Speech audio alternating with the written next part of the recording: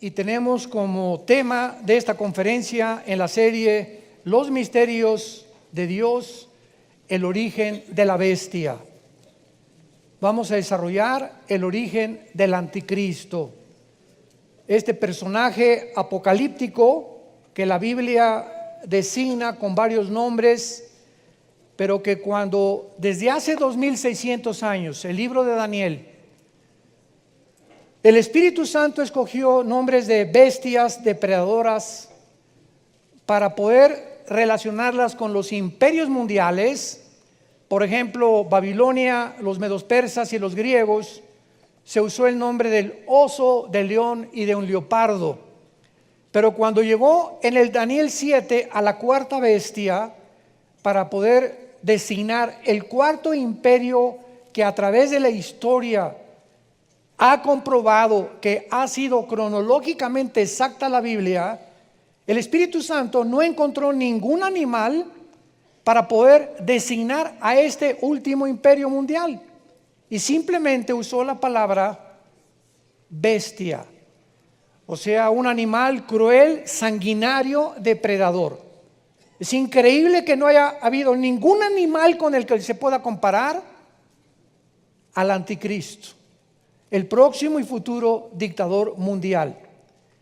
Y cuando venimos al libro de Apocalipsis capítulo 13, comenzamos a darnos cuenta que el libro de Daniel, el libro de Ezequiel, Zacarías y el Apocalipsis están interconectados. Dice el Salmo 119, 160, la suma de tu palabra es la verdad. En otras palabras, así como tenemos que llegar a una cantidad matemáticamente hablando, la Biblia tiene que sumarse.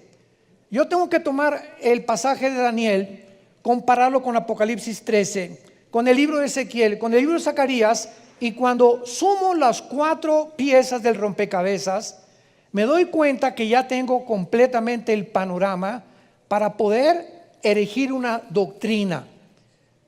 ¿Qué cosas son las sectas o los grupos heréticos que desgraciadamente muchas veces llevan el nombre de cristianos y que no tienen nada de cristianos?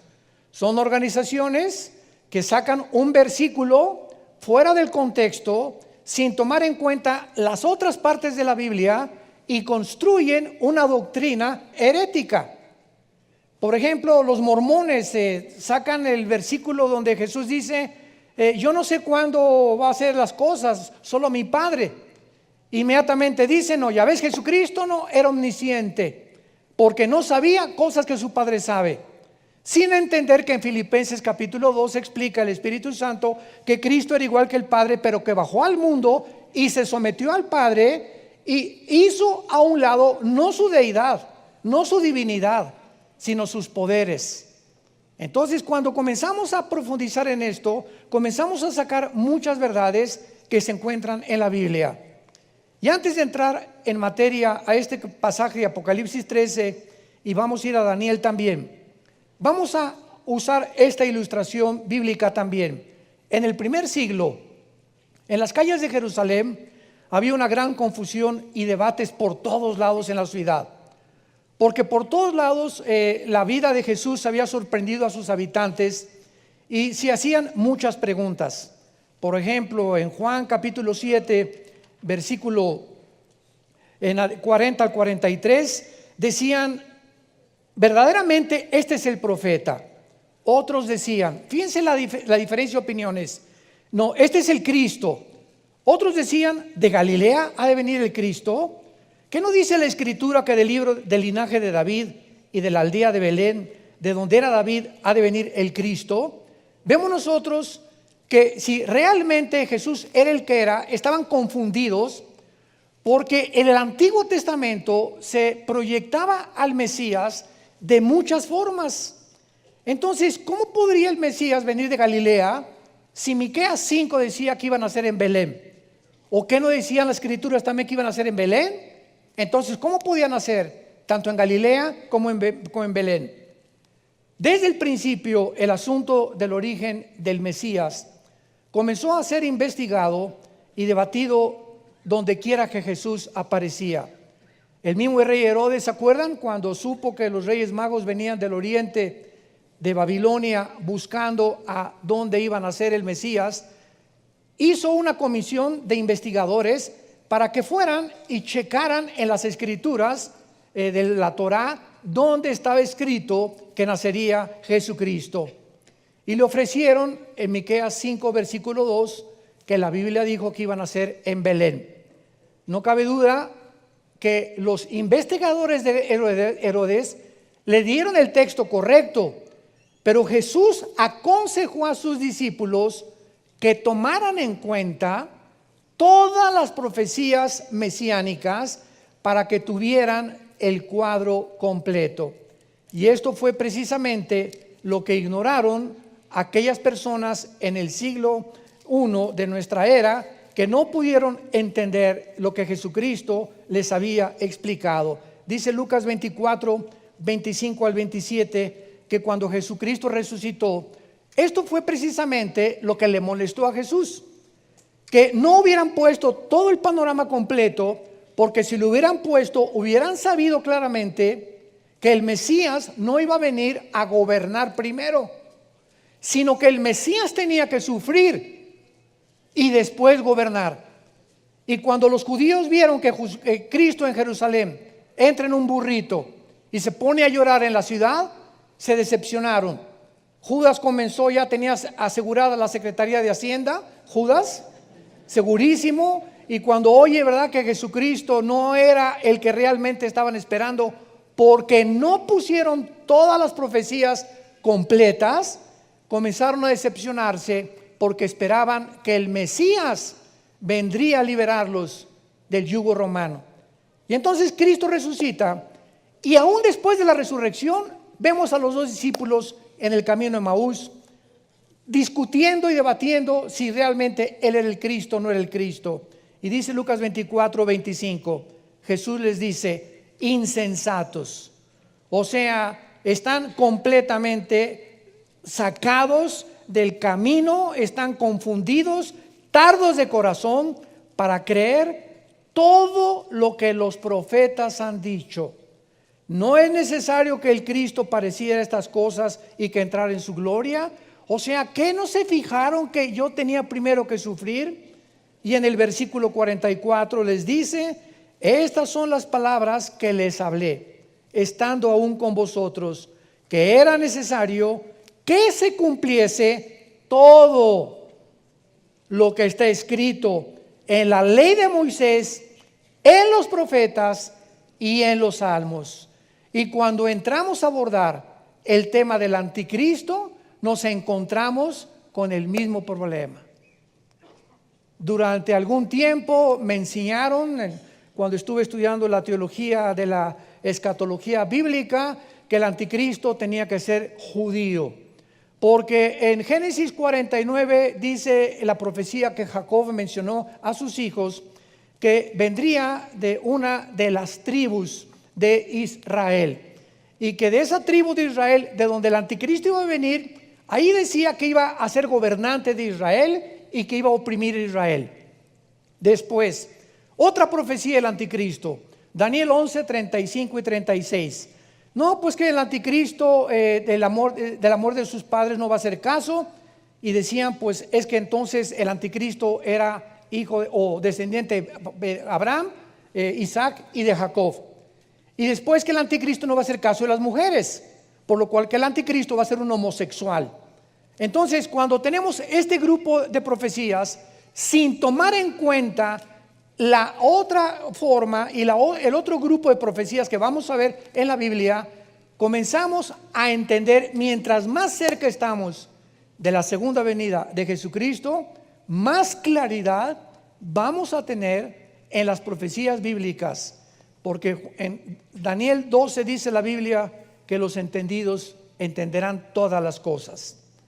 Veamos, bueno, que de Cristo se profetizó que nacería en Belén, que nacería de una virgen, que vendría del linaje de David, que llegaría a Jerusalén montado en un burrito, que sería vendido por 30 monedas de plata, que resucitaría al tercer día. Todas estas profecías, si se hubieran unido, pudo haberse resuelto la identidad del futuro Mesías, como vamos a tratar de resolver la identidad del anticristo en esta conferencia. Si hubieran puesto las profecías de Cristo, hubieran sabido que sería profeta, pero que también sería Mesías, que sería siervo, pero también rey, que sufriría, pero también vendría a la gloria, que moriría, pero volvería a resucitar, que sería el Hijo del Hombre, pero también el Hijo de Dios, que sus raíces estarían en Belén, pero también en Galilea y en Judá. Entonces, cuando solamente tomamos una parte, para que me vayan siguiendo, nos damos cuenta la necesidad de escudriñar las Escrituras.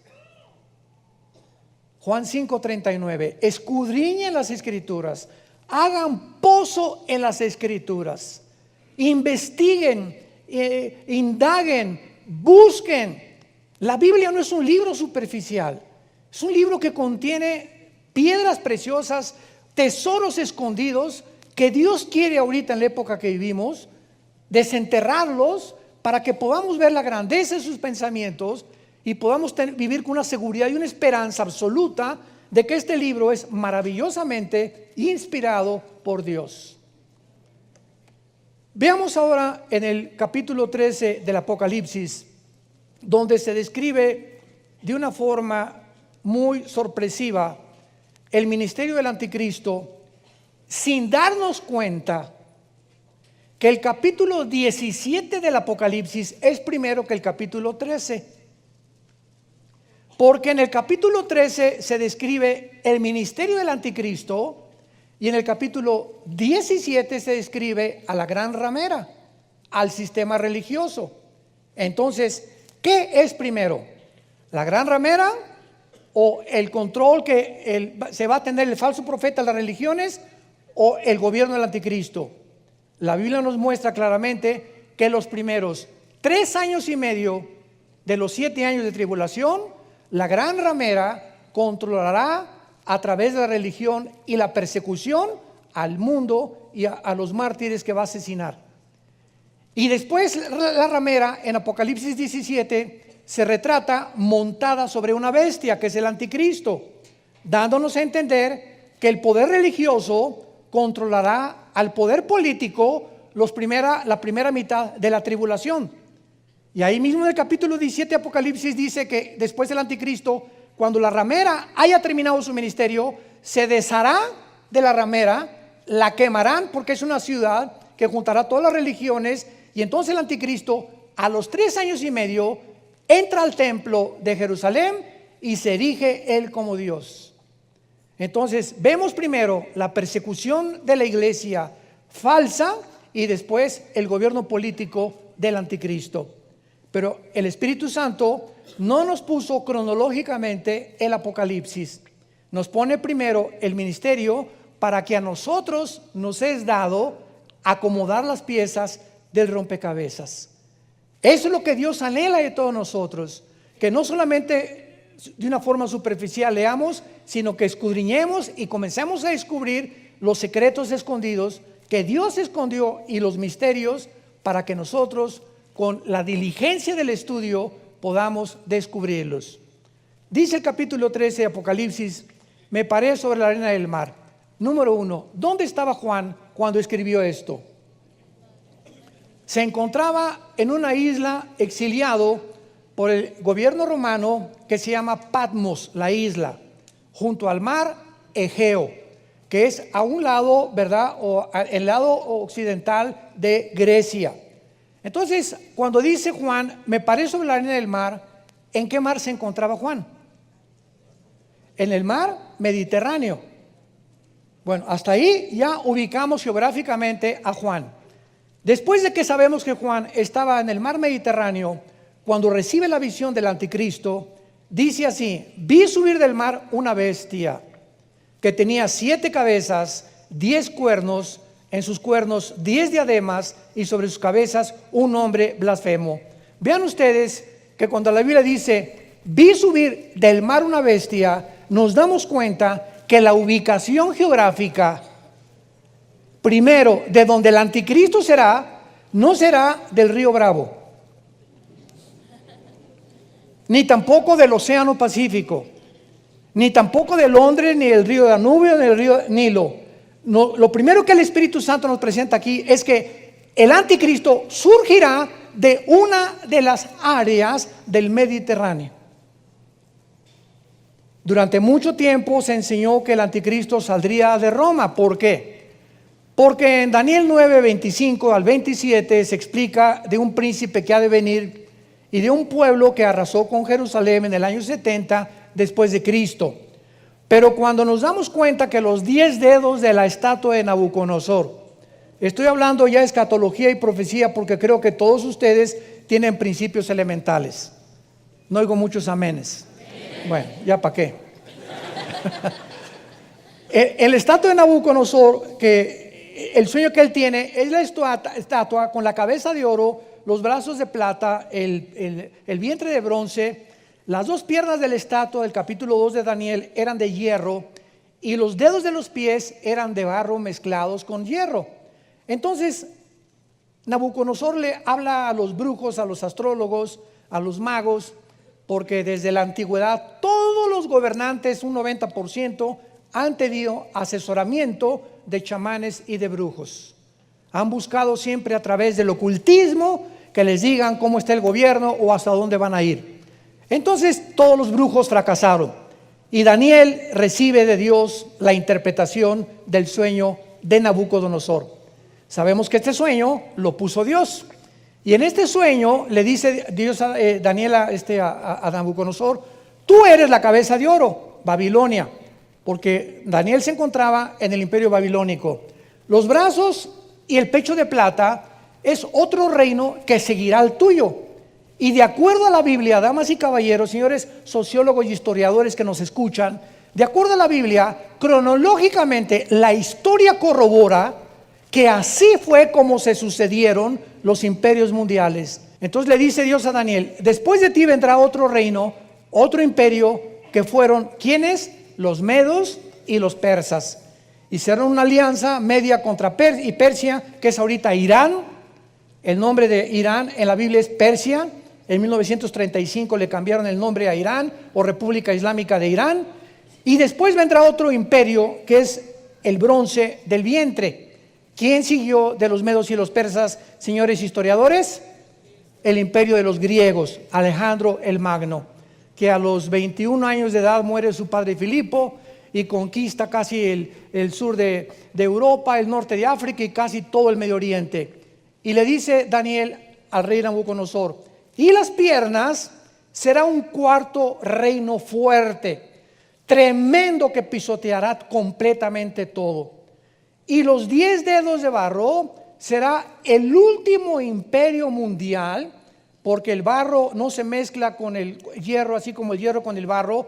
Y en ese momento Daniel le dice: y una piedra viene del cielo y golpeó la estatua en los pies y se derrumbó Babilonia, los medos y los persas, Grecia, Roma y el imperio del anticristo, representado por los 10 dedos de la estatua de Nabucodonosor. ¿Por qué los 10 dedos de la estatua de Nabucodonosor representan el imperio final del anticristo? Porque date cuenta los metales: oro, plata, bronce, hierro mezclado con barro. ¿Ven ustedes cómo se van diluyendo los metales? En otras palabras, los gobiernos, de acuerdo a la Biblia, irían de arriba hacia abajo. No habría evolución de los sistemas de gobierno del ser humano. Llegarían completamente a un punto donde se iban a desintegrar, a confundir y a mezclarse unos con otros, exactamente como lo estamos viendo en el siglo XXI. ¿Qué es el siglo XXI? Pues un siglo donde después de la Segunda Guerra Mundial, en el siglo XX, vino la democracia con Estados Unidos de Norteamérica. Todos los países comenzaron a tratar de seguir el modelo de Estados Unidos. Después el comunismo cae, 1989-90, el muro de Berlín que separaba la Alemania occidental de la oriental es derribado, y después de que acaba el comunismo, cuando Gorbachev demuestra que es un fracaso como ideología, no sirvió para nada el comunismo, fueron millones de muertes bajo este régimen. Entramos al siglo XXI, vuelve Putin a resurgir ya no el comunismo. China comunista tampoco es comunista, es comunismo capitalista. Vean la mezcla. Igual que Rusia, ¿verdad? Putin tiene más ética y más moral que los gobernantes de Occidente. Putin acaba de proclamar: en Rusia no vamos a permitir jamás el transgénero, ni que ninguna escuela le enseñe a un niño que no es un niño ni que es una niña. Increíble que este presidente, que se dice que es comunista, tenga más ética y más altas las normas de moral que los occidentales. Entonces vemos nosotros la mezcla donde el comunismo pues ya no es comunismo, porque ahora los comunistas se confiesan y también creen muchos en Dios. Cuando el comunismo, las bases del comunismo de Marx y de Engels, que llevó a cabo Lenin, en 1917 con la revolución bolchevique, las bases del comunismo, escúchame esto: tú, para que fueras comunista, porque yo fui comunista y milité en el Partido Comunista antes de ser cristiano, entonces conozco perfectamente bien la dialéctica materialista y el socialismo comunista, que es una mezcla y es un barniz nada más. Para ser comunista, número uno, no podías creer en Dios, porque la base del comunismo es el ateísmo. Número dos, tenías que ser humanista, no humanitario, humanista. ¿Qué es el humanismo? El creer que el hombre tiene la resolución para los problemas del mundo. Dios no los tiene, los tenemos nosotros. Número tres, tenías que creer que venimos de Chita, que crees en la evolución. Entonces es un gobierno ateo, humanista, de una forma clara evolucionista y finalmente relativista, donde la verdad no existe más que en el gobierno. Y el gobierno tiene que controlar completamente las masas tarde o temprano a través de la expropiación de las propiedades, donde la libertad ya no es libertad. Entonces esto ya no existe, porque ahora nos damos cuenta que ya fracasaron. Ahora se mezcla comunismo con socialismo, con capitalismo, como en China, como en Rusia, etcétera, etcétera. Y ya no hay una ideología pura que pueda realmente decir: este ha funcionado. Todas han fracasado. Y el gobierno del anticristo, como el antiguo imperio romano, las dos piernas de hierro del rey representan a Roma, que fue el cuarto imperio después de Grecia. ¿Por qué dos piernas? Porque el imperio romano fue dividido en dos: en Constantinopla, que es ahora Turquía, Estambul, y en Alejandría. Entonces el oriente y el occidente, ahí terminó el imperio romano. Se dividió entre el oriente y el occidente, y de ahí salen los 10 dedos de los pies. En otras palabras, el gobierno del anticristo vendrá, o será una resurrección del antiguo imperio romano. ¿Qué significa esto? Roma no solamente conquistó Europa, Roma conquistó el Medio Oriente también. Alejandro el Magno muere en Babilonia y los romanos casi se extienden un poco antes del imperio otomano turco del siglo XIX. Entonces, cuando hablamos nosotros de que el último gobierno del anticristo van a ser 5 naciones del occidente, de Europa, y 5 naciones del oriente, y se van a juntar 5 naciones de Europa con 5 naciones del Medio Oriente, porque el Medio Oriente formó parte del Imperio Romano. Y cuando oigamos un G10, que se ha unido 10 naciones, 5 del Medio Oriente y 5 de Occidente, de ahí saldrá el anticristo. Entonces, como se dedujo que Roma fue su capital, Roma, Italia, pues que el anticristo tenía que ser o italiano o romano. Pero se les olvidó a muchos teólogos que el imperio romano también estuvo formado del Medio Oriente. Y vemos nosotros que en la Biblia al anticristo se le llama el asirio. El asirio. O sea, antes de 4 o 6, 7 siglos atrás, Asiria, en la Biblia, Asiria unía a Irak. O sea, no había divisiones ahorita entre Siria y Irak. La Mesopotamia eran completamente iguales. Asiria e Irak era una sola nación, los asirios. Y unía también a Irak y unía a Turquía. Y muchas veces a Egipto también.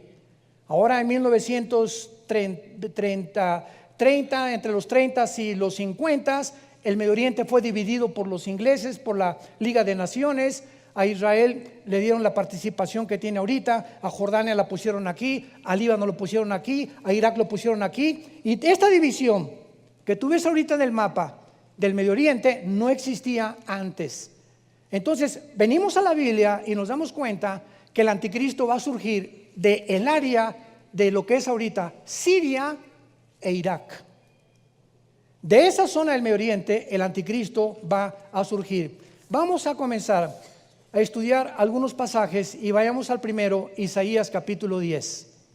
Todo esto tenemos que corroborarlo, comprobarlo con las sagradas escrituras.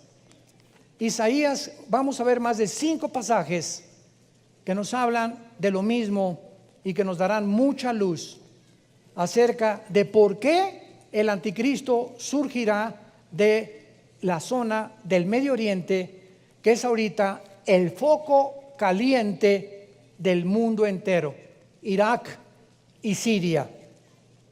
Dice en Isaías capítulo 10, versículo 5, número 1: Oh Asiria, vemos un juicio de Dios en contra de esta nación.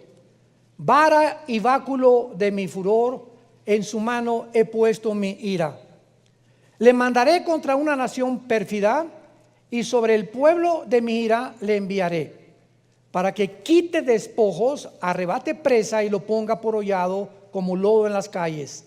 Aunque él, está hablando del anticristo, lo vamos a comprobar, aunque él no lo pensará así, ni su corazón lo imaginará de esta manera, sino que su pensamiento será desarraigar y cortar naciones no pocas. Porque él dice, mis príncipes no son todos reyes.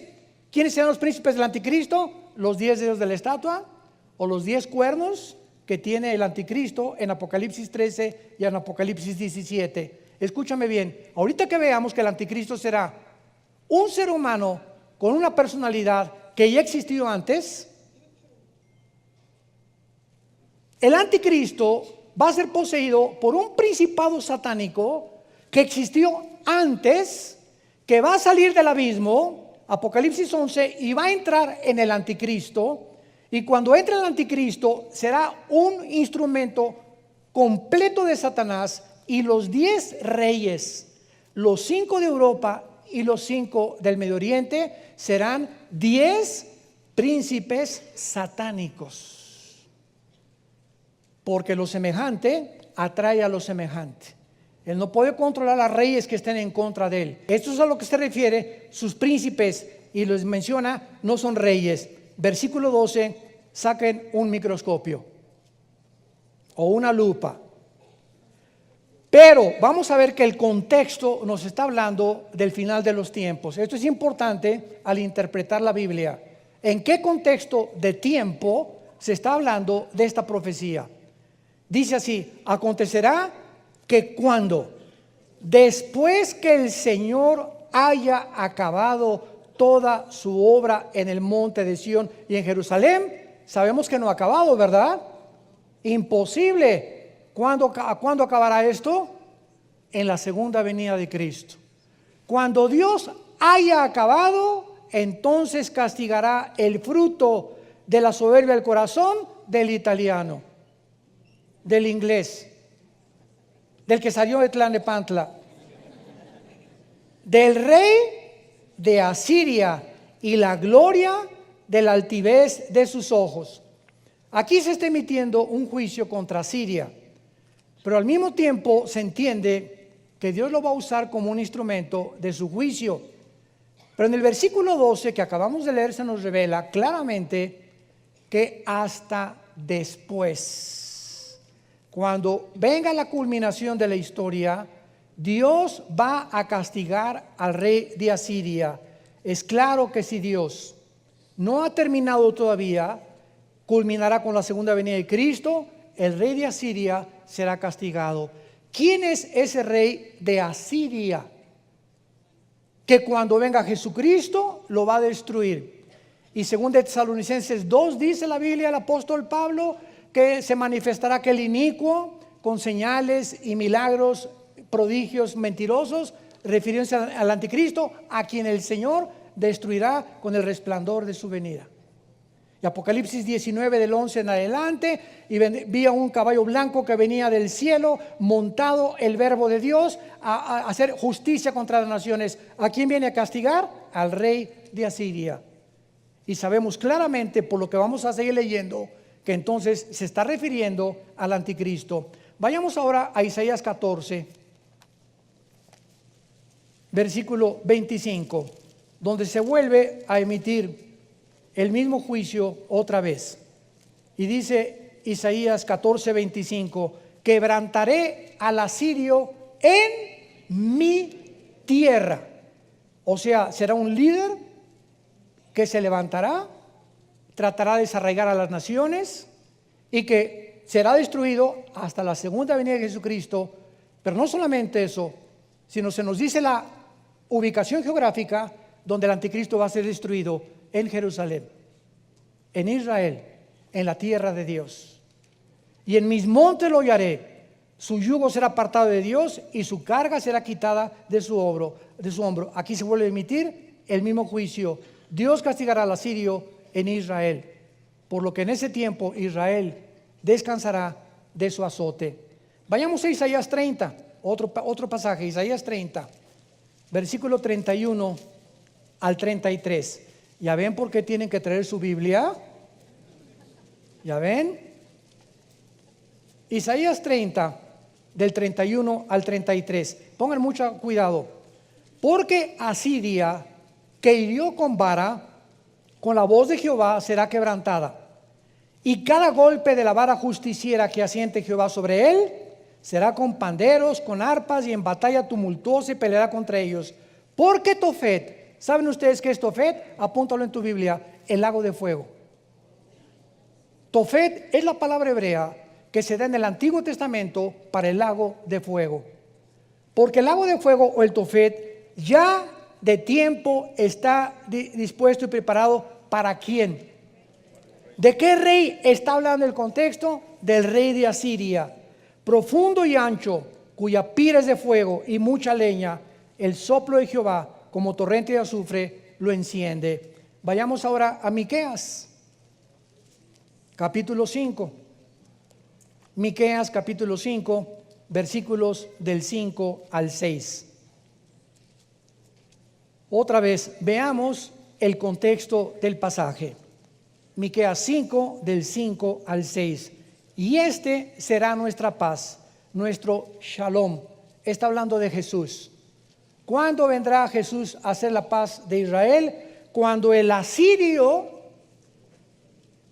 viniere a nuestra tierra, y cuando hollare nuestros palacios, entonces levantaremos contra él 7 pastores y 8 príncipes, y devastarán la tierra de Asiria a espada con espadas, la tierra de Nimrod, para que no quede duda de que aquí no es un lenguaje simbólico, ni tampoco es un lenguaje parabólico.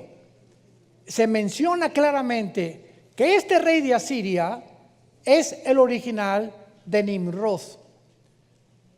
Génesis 10, del 11 en adelante, Nimrod fue el primer rebelde que se levantó contra Dios, y Nimrod fundó Babilonia, que es la segunda ciudad más mencionada en las Escrituras. Y Nimrod es el prototipo original del anticristo. La tierra de Nimrod, y nos librará del asirio cuando viniere con nuestra tierra y hollare nuestros confines. No cabe duda que la Biblia es clarísima cuando a la personalidad del anticristo se le designa como el asirio. Pero se dan cuenta cómo estos pasajes muchas veces no fueron tomados en cuenta cuando se le asignó al anticristo el título de que vendría de una de las tribus de Israel. Ahora hay una forma maravillosa en la cual podemos compaginar las escrituras que dicen que posiblemente el anticristo surja de una tribu de Israel, pero al mismo tiempo que viene de Asiria. Fue lo mismo que con Cristo. La Biblia decía de Belén surgirá y también de Galilea. Y no podían decir cómo se podía compaginar. ¿Cómo podía ser rey y profeta? ¿Cómo podía ser siervo y podía ser rey? ¿Cómo puede llamarse el Hijo del Hombre y además el Hijo de Dios? Y entonces esto confundió las mentes de los teólogos del Antiguo Testamento. Pero vean ustedes, antes de pasar a darnos el final estocada, en el libro de Ezequiel capítulo 31 hay una revelación maravillosa, escondida detrás de las páginas que Dios quiere escondernos y que nos quiere revelar. En el capítulo 31 de Ezequiel se revela a una persona, versículo 3, que se le llama el asirio. Síganme con mucho cuidado. Se le llama el asirio. Ok. A través de todo este capítulo se nos muestra que este hombre llamado el asirio estuvo en el jardín del Edén. Versículo 8. Los cedros, todo el pasaje está hablando del asirio, no lo cubrieron en el huerto de Dios. ¿Qué relación hay así el huerto de Dios? Las hayas no fueron semejantes a sus ramas. En el huerto de Dios fue semejante a él en su hermosura. ¿De qué manera el Espíritu Santo está ubicando al asirio en el huerto de Dios? Cuando sabemos que en el huerto de Dios estuvo Satanás. Versículo 9, lo hice hermoso con la multitud de sus ramas. Aquí se le compara a un árbol que estuvo en el huerto del Edén y que se llama el asirio. Y todos los árboles del Edén que estaban en el huerto de Dios tuvieron de la envidia. ¿Quiénes son estos árboles que el Espíritu Santo está usando para poder relacionarlos con los ángeles caídos que se encontraron en el huerto del Edén con Satanás? O sea, si vamos a Génesis capítulo 3, encontramos el árbol de la vida, el árbol de la ciencia del bien y del mal y los árboles frutales. Y encontramos a Satanás como una serpiente. Pero la palabra Hasheas, que se llama en el hebreo un ser luminoso, no era realmente como una serpiente. Esto es un simbolismo nada más. Entonces Satanás estaba ahí en el huerto. Y si Satanás estaba en el huerto del Edén, no estaba solo. Ahora, ¿se acuerdan ustedes cuando en esta serie, creo que fue aquí donde compartí, si no consíguela, creo que fue la quinta o la sexta parte de la serie que estoy dando, Los Misterios de Dios, les compartí que el huerto del Edén era un huerto chiquito y Edén era la tierra.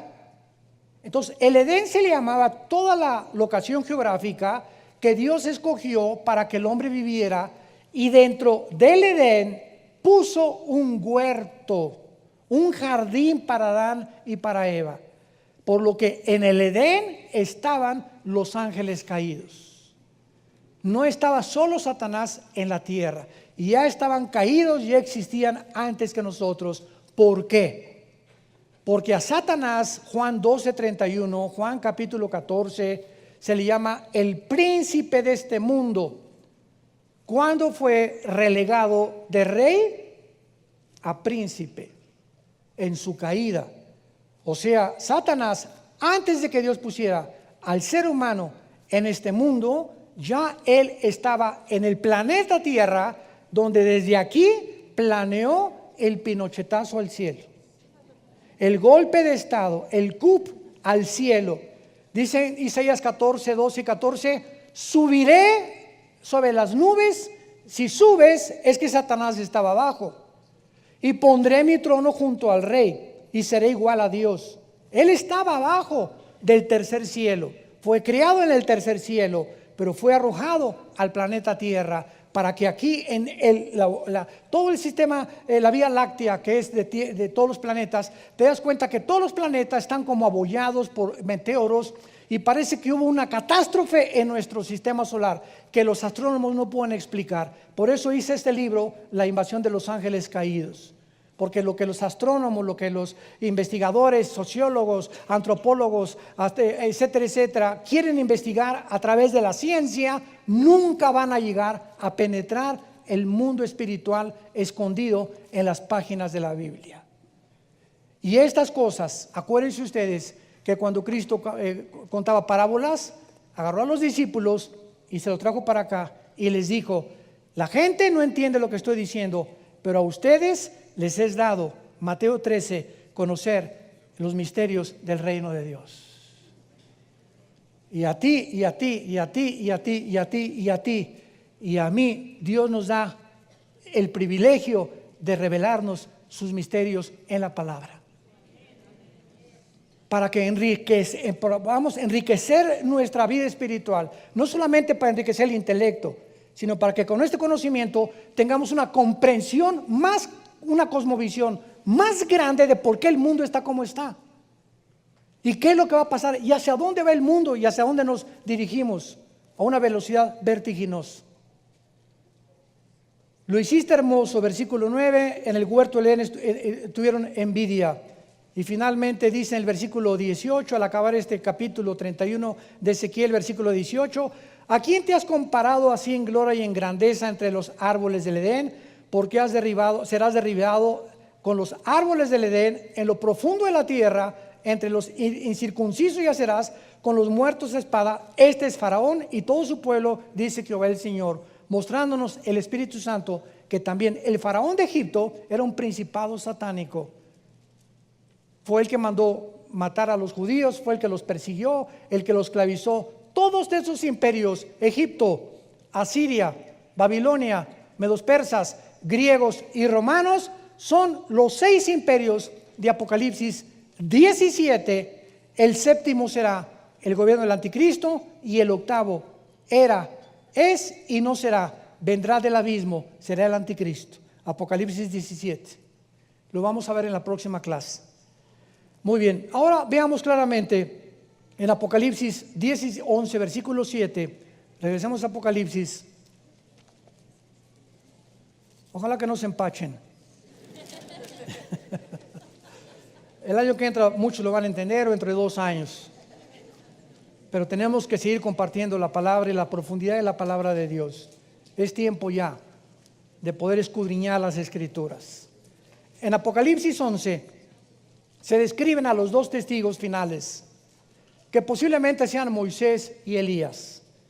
Ya las evidencias de que ellos van a ser, no vamos a perder el tiempo, pero dice la Biblia que, versículo 7, que cuando ellos hayan acabado su testimonio, la bestia que sube del abismo hará guerra contra ellos y los vencerá y los matará. Esta bestia sabemos que es el anticristo. Comparen rápidamente con Apocalipsis 17, versículo 18. Apocalipsis 17, versículo 8. La bestia que has visto era, nos damos cuenta que esta bestia que es el anticristo ya existía antes. La bestia que has visto era, y no es, en el tiempo de Juan, esta bestia seguía en el abismo y no ha salido del abismo, saldrá hasta que el anticristo se manifieste. Y está para subir del abismo e ir a la perdición. Vemos pues que esta bestia, que es el anticristo, se le retrata. ¿Cómo es posible que el anticristo, pregunta, surja del abismo? ¿Acaso el anticristo estará involucrado con principados satánicos? ¿Que el espíritu del anticristo existió antes? Es otra pregunta que me han hecho muchos estudiantes. ¿Y el abismo? ¿Qué es el abismo? ¿Es un lugar físico, real, en el centro de la tierra, o es un lugar espiritual? No cabe duda que necesitamos encontrar todas estas respuestas en la Biblia, pero vamos a ver claramente que todas estas revelaciones acerca de la dimensión del mundo espiritual nos ayudan a comprender la naturaleza de la bestia y el anticristo, porque si no entendemos lo que Cristo hizo con los demonios, y si no entendemos que los demonios no son los ángeles caídos, son 2 entidades completamente diferentes, Los ángeles caídos no se meten en las personas.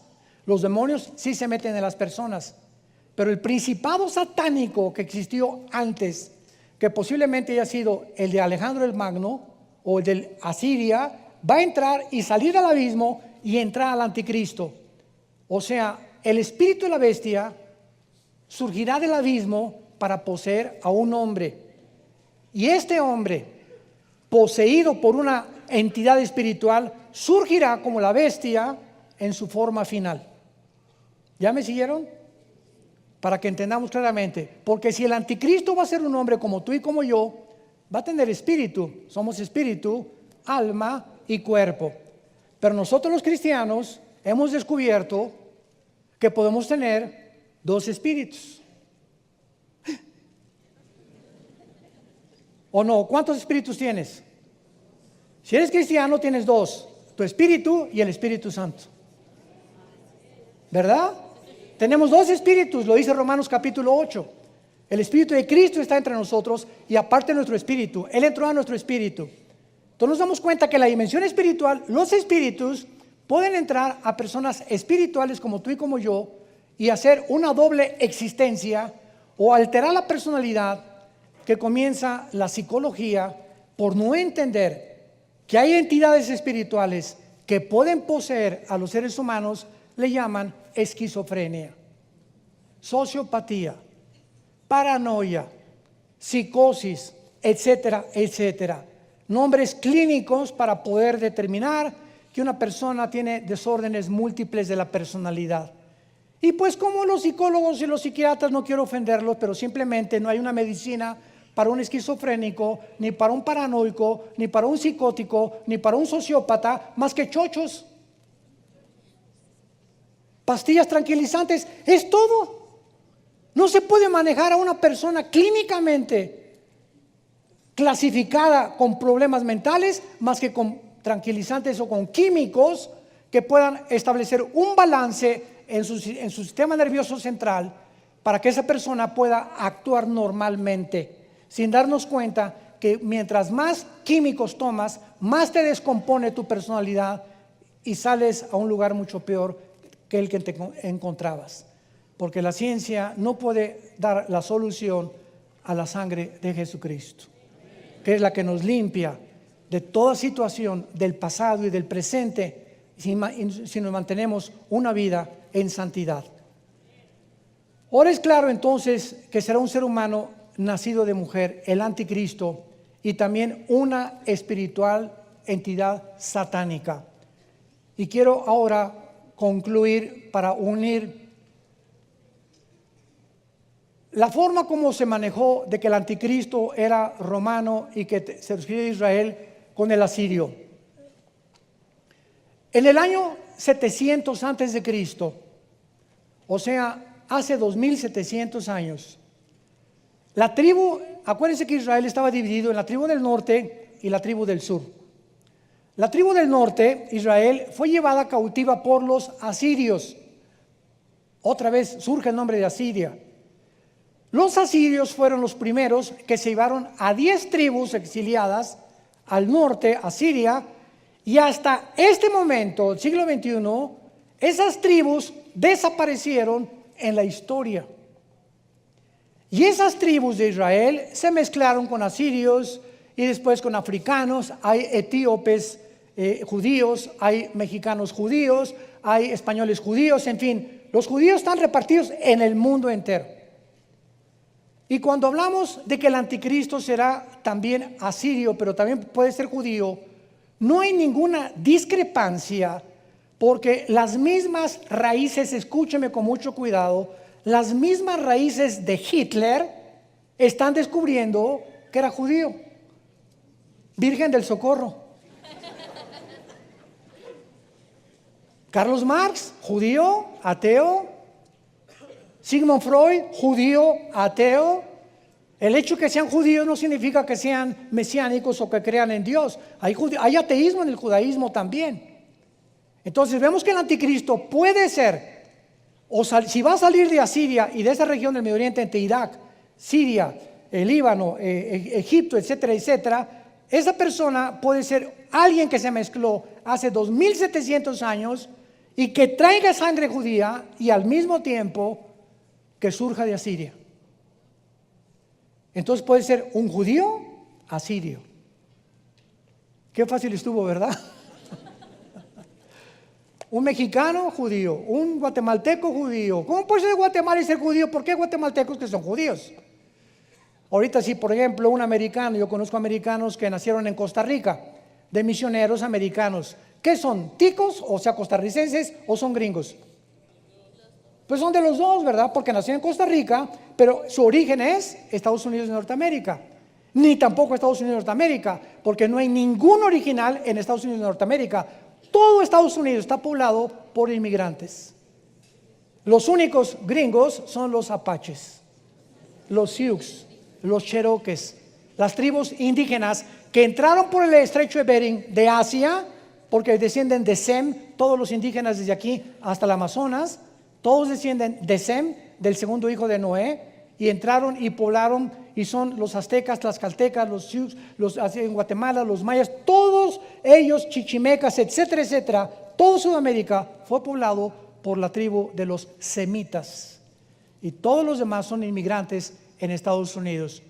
Y cuando comenzamos a tener todo este panorama, podemos armar ya un rompecabezas y entender, porque muchas veces nos confundimos en la Biblia, pareciendo que esta parte contradice esta parte. No hay contradicción. Hay que seguirle investigando, rascando, para descubrir realmente lo que Dios quiere darles a los diligentes, a los Josés, a los Danieles del siglo XXI. Te damos gracias, Señor, por tu palabra maravillosa, que es verdad. Gracias, Señor, por tu revelación que podemos nosotros discernir solo con tu Espíritu. Porque esta revelación, solo tu Espíritu, que escudriña lo más profundo de tus pensamientos, viviendo dentro de nosotros, nos ha abierto zonas de nuestro cerebro y de nuestra mente desconocidas, solamente para aquellos que siguen a Jesús. A ustedes les es dado conocer los misterios del reino de Dios. ¿A quiénes? Solamente a los que siguen a Jesús. No los que siguen a Jesús el domingo nada más. A los que lo siguen el lunes, el martes, el miércoles, el jueves y todos los días de la vida. Porque esto es lo que es el cristiano. Un hombre y una mujer que todos los días de su vida ha decidido tener la prioridad en su vida de seguir al Maestro, a Jesucristo, el Hijo de Dios, de la sangre sempiterna que nos lavó de nuestros pecados y nos hizo reyes y sacerdotes para Dios su Padre. Vengan a Cristo en esta mañana todos ustedes, los que nos ven también a través de la televisión o los que nos oyen audiblemente, y entrégale tu vida diciéndole estas palabras: Señor mío y Dios mío, te pido perdón por mis pecados. Reconozco que estoy en una vida de confusión. Cientos de pensamientos pululan en mi mente. Ahora sé que solo Jesucristo, tu Hijo, entrando a mi vida, va a poderme dar esa paz. Porque sin esa paz no podemos entender a Dios. Creo que en la cruz murió en mi lugar, con su sangre pagó por mis pecados, y que a los 3 días resucitó de los muertos. Gracias, Jesús, por tan grande salvación, y porque todo esto lo has hecho simplemente por tu gracia. En el nombre de Jesús. Amén. Vida Nueva para el Mundo se sostiene y propaga el mensaje de salvación de Jesucristo gracias a Dios y a tus donativos. Llevemos juntos el Evangelio de Jesucristo al mundo entero. Realizamos eventos, seminarios, congresos y diferentes programas para dar a conocer el mensaje de salvación y el poder de nuestro Señor, transformando y edificando vidas de mujeres, hombres, niños alrededor del mundo. ¿Qué pasa cuando decides hacer tu donativo? Aunque no puedas llevar la palabra personalmente a todo el mundo, De esta forma lo estás haciendo. Con tus donativos o aportaciones, estás sembrando y formando parte de lo que Dios está haciendo en su obra. Estás ayudando a traer luz a la oscuridad, paz al conflicto y esperanza a los que no tienen ninguna. Dona desde México.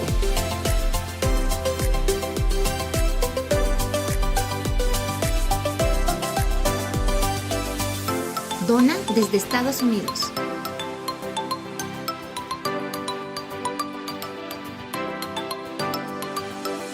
Para el resto de donaciones de otras partes del mundo, www.vidanuevaparelmundo.org.mx/dona.